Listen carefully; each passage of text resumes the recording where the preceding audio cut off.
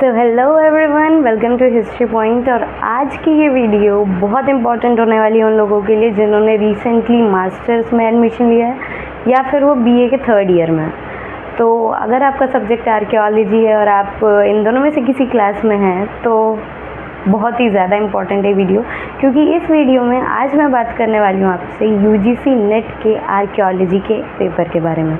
UGC net का जो paper है रिसेंटली कैंसिल किया गया है, लेकिन अब हमारे पास थोड़ा टाइम है। इस टाइम में हम कुछ इम्पॉर्टेंट क्वेश्चंस लगा करके बचे हुए जो परसेंटेज हैं हमारे सक्सेस होने के चांसेस जितने हैं उसे बढ़ा सकते हैं। अब कैसे? मैंने प्रीवियस ईयर के कुछ पेपर्स का एनालिसिस किया तो उसके बाद मुझे समझ में आता है कि हर पेपर में कुछ एक दो टॉपिक ऐसे हैं जो हमेशा पूछे जा रहे हैं, मतलब उनके 99 to 100% चांसेस हैं कि वो हर पेपर में पूछा जाएगा।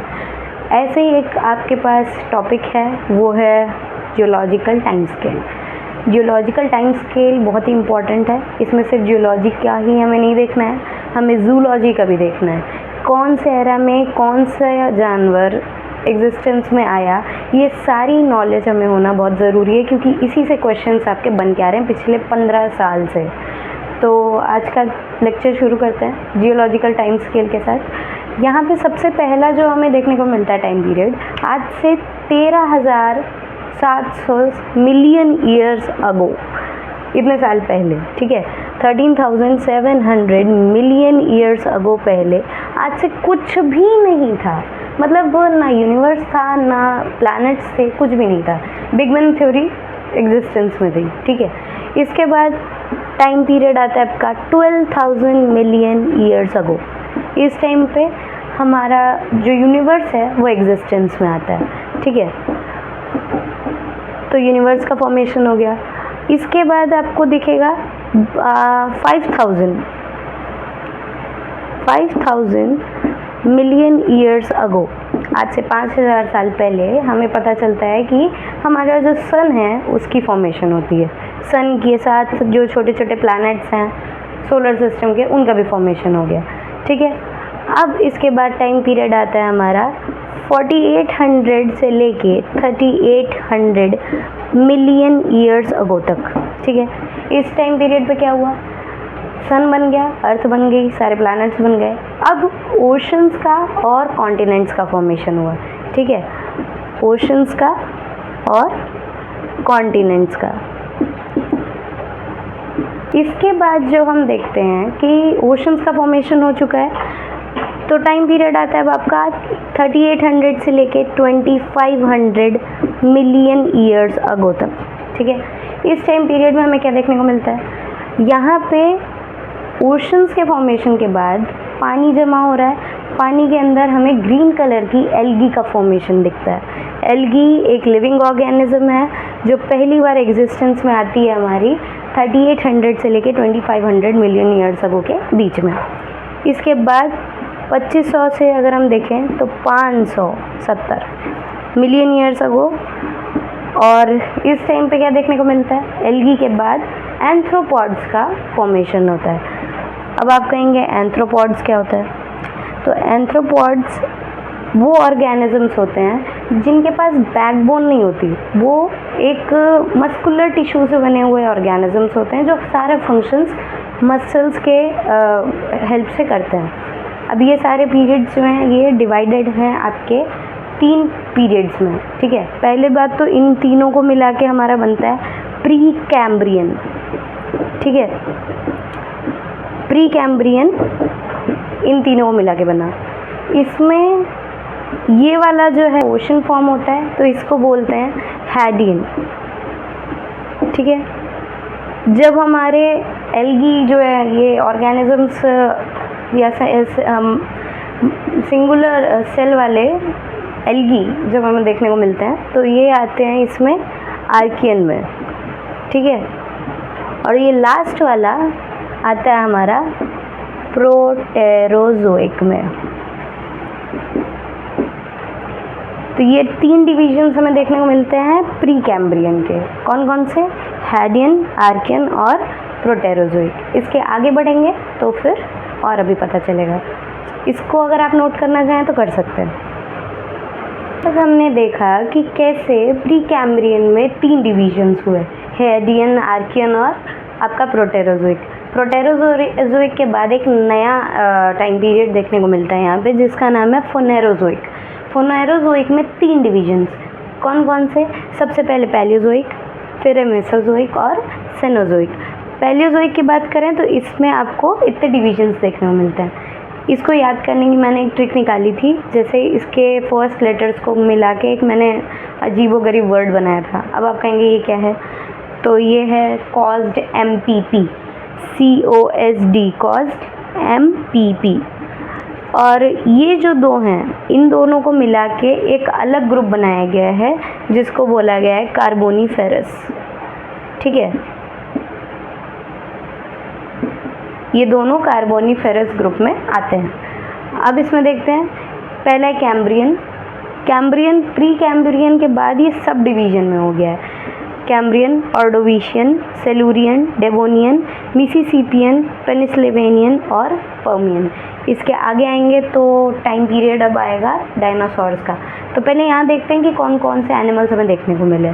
सबसे पहले अगर हम देखेंगे यहाँ पे, तो यहाँ आपको दिखेगी इन्वर्टिब्रेट्स। ठीक है, ऐसे इन्वर्टिब्रेट्स जो आपको समुद्र में देखने को मिले, लैंड पे कोई जीव अभी नहीं है, तो यहाँ आएंगे इन्वर्टिब्रेट्स।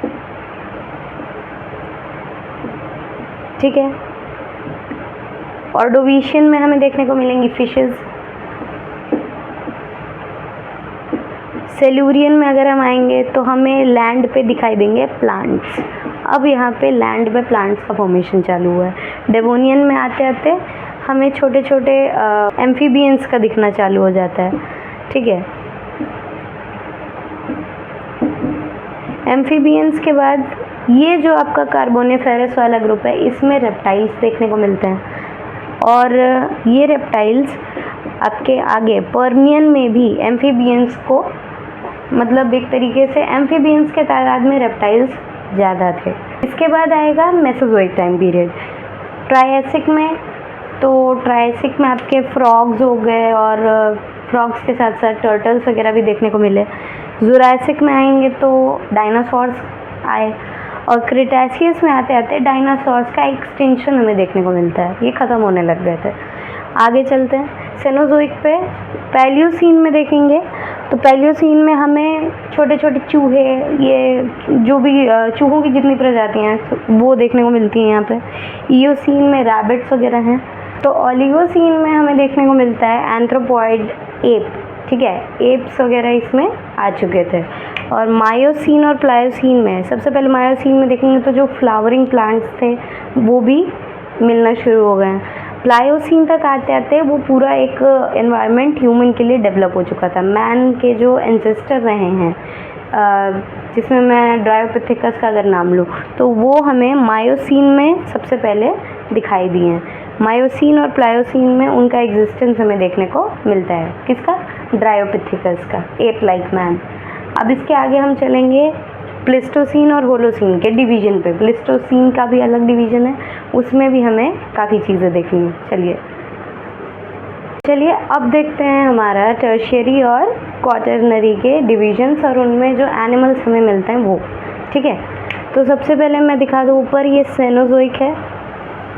सेनोजोइक के 2 डिवीजन्स बताए थे। पहला था टर्शियरी और दूसरा था क्वाटरनरी। टर्शियरी की बात करें तो इसमें हमें देखने को मिले थे मायोसीन, प्लायोसीन, ये सारी चीज़ें। और क्वाटरनरी में जब हम आए थे तो इसके 2 डिवीजन्स थे। पहला था प्लेस्टोसीन और दूसरा था होलोसीन। प्लेस्टोसीन में हमारे 4 डिवीजन्स हैं। कौन कौन से? तो ये हैं पहले गुंज, मिंडल, रिस और वर्म। ये 4 डिवीजन्स हैं। वर्म में भी 2 डिवीजन्स और हैं, और ये है सबसे पहला फर्स्ट एंड सेकेंड स्टेडियल। पहला डिवीज़न यही है। दूसरा है थर्ड और 4th स्टेडियल। अब आप कहेंगे स्टेडियल क्या है? तो स्टेडियल इंटरग्लेशियल पीरियड्स होते थे, तो वो में हमें 2 देखने को मिलते हैं, पहला, दूसरा और तीसरा, चौथा। राइटिंग बहुत गंदी है, आई नो, लेकिन मैनेज कर सकते हो आप। तो यहाँ पे ये हमें देखने को मिला। प्लेस्टोसीन में गुंज में अगर देखें तो गुंज में हमें सबसे पहले अब अगर हम देखें पहले वाले में प्लायोसीन और मायोसीन जो लास्ट हमने पढ़ा उसमें ड्रायोपिथेकस था, तो गुंज में आ गया आपका ऑस्ट्रेलोपिथेकस।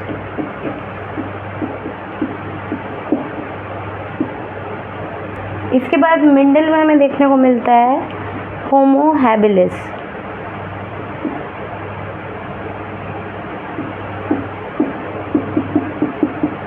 रिस में होमो इरेक्टस आ जाते हैं, जो सीधे खड़े होके चल सकते थे।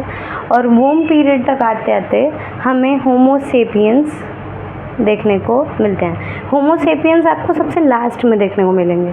3rd और 4th स्टेडियल में होमो सेपियंस आए हैं, लेकिन 1st 2nd में होमो निएंडरथल थे।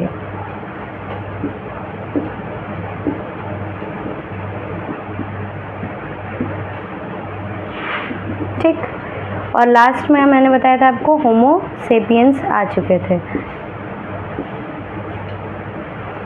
तो होलोसीन में तो आपको होमो सेपियंस दिखाई दे रहे हैं, यहाँ होमो सेपियंस है और ये होमो निएंडरथलेंसिस है। आप ये पूरा देख सकते हैं चार्ट। अगर आपको अलग से भी इसका PDF चाहिए तो मुझे कमेंट्स में ज़रूर बताइएगा।